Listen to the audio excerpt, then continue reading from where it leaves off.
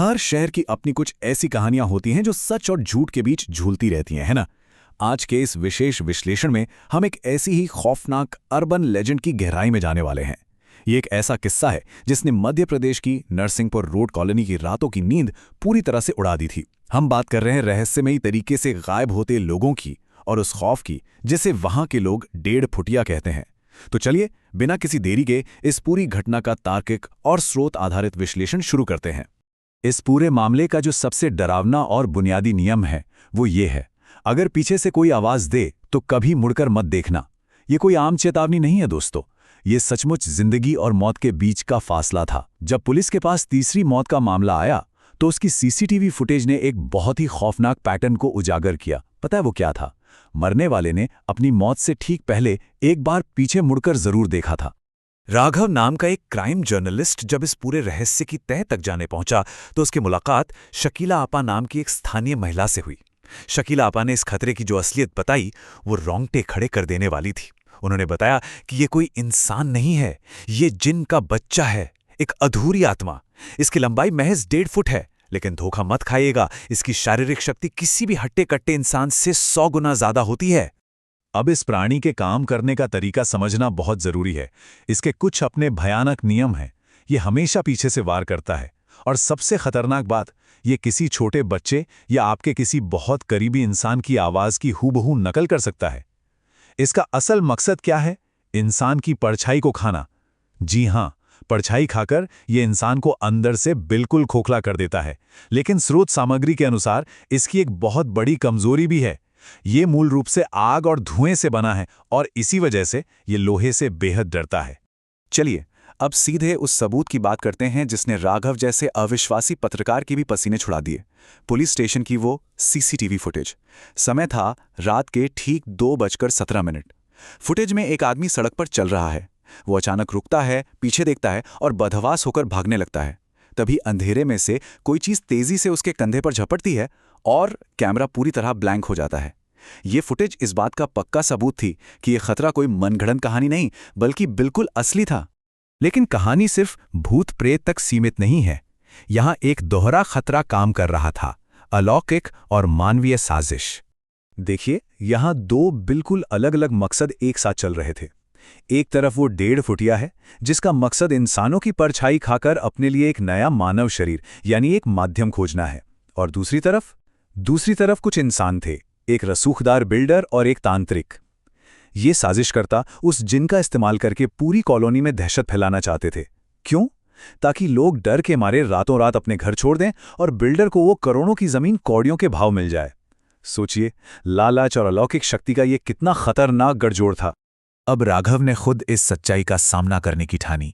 जरा इस टाइमलाइन पर गौर कीजिएगा। रात के 2 बजे सन्नाटे में उसे एक बच्चे की आवाज आती है, भैया मुझे घर जाना है।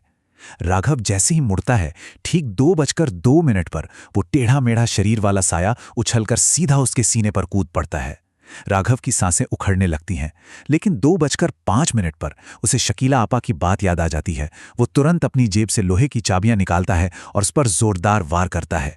साया पीछे तो हट जाता है, लेकिन 2:10 पर जब राघव खुद को संभालता है तो एक भयानक घटना घट चुकी थी। राघव की अपनी परछाई हमेशा के लिए गायब हो चुकी थी। परछाई का जाना महज एक शुरुआत थी।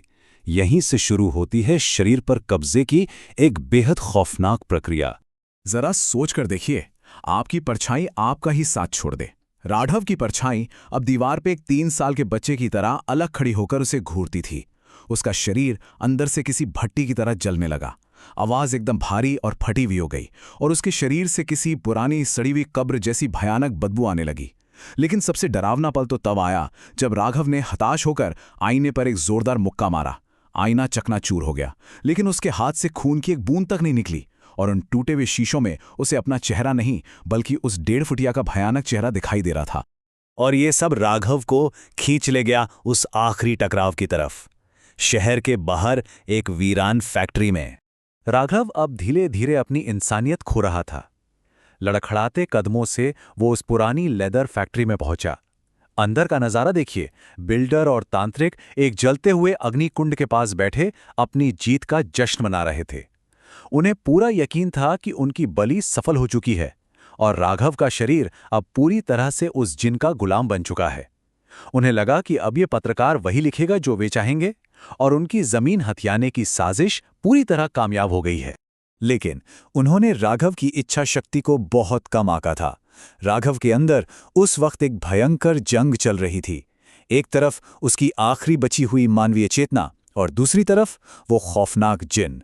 और तभी राघव ने विद्रोह कर दिया।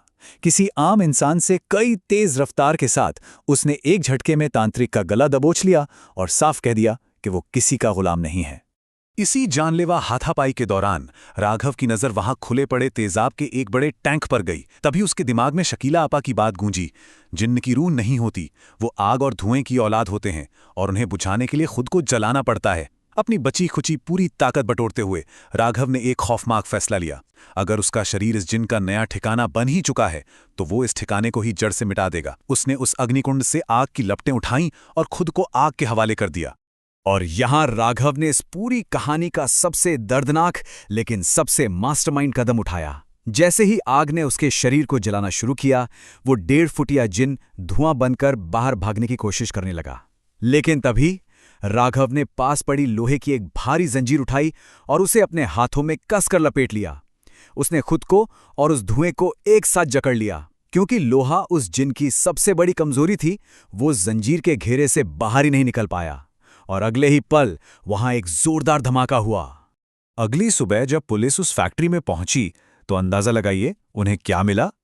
कुछ भी नहीं, ना राघव का शरीर, ना ही उस रसूखदार बिल्डर का। वहां सिर्फ और सिर्फ राख बची थी। और हमेशा की तरह पुलिस ने इस केस फाइल को महज एक गैस लीकेज का हादसा बताकर हमेशा के लिए बंद कर दिया। उधर नरसिंहपुर रोड की उस कॉलोनी में महीनों बाद आखिरकार एक अजीब सी शांति छा गई थी। लेकिन क्या सच में सब खत्म हो गया था, या ये एक ऐसा अमर शाप बन चुका था जो कभी खत्म नहीं होता? उस धमाके को बीते कई महीने हो चुके थे, लेकिन एक अनजाना सा खौफ अब भी उस कॉलोनी की हवाओं में महसूस किया जा सकता था।